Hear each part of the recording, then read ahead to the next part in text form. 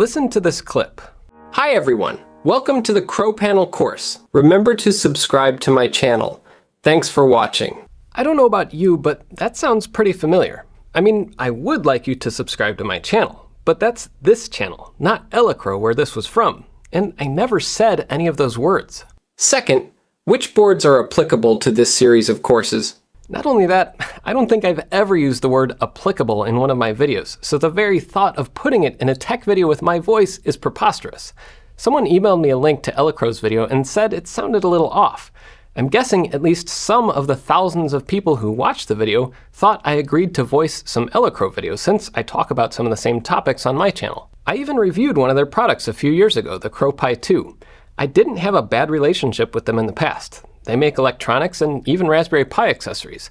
And I don't know if I can prove it, I mean, how can you? But I'm pretty sure they fed my YouTube videos into some AI voice cloning tool, then used my voice to narrate multiple series of promotional tutorials like this one on ESP32 and this one on RP2040. That's not cool. I remember earlier this year, OpenAI practically cloned Scarlett Johansson's voice, and she wasn't very happy about that.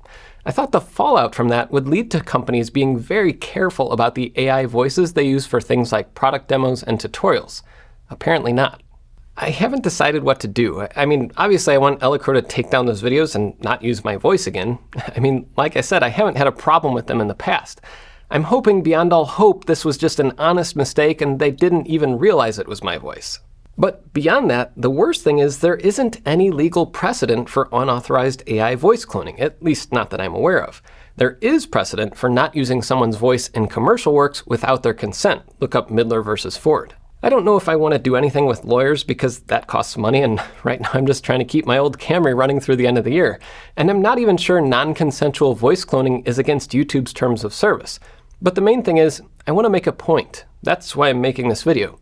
You can't just steal someone's voice or likeness and slap it on your products or videos. Instead, you should hire a voiceover artist or pay a content creator to work with you. A lot of brands actually do that. Just don't steal my voice and use it to promote your own products.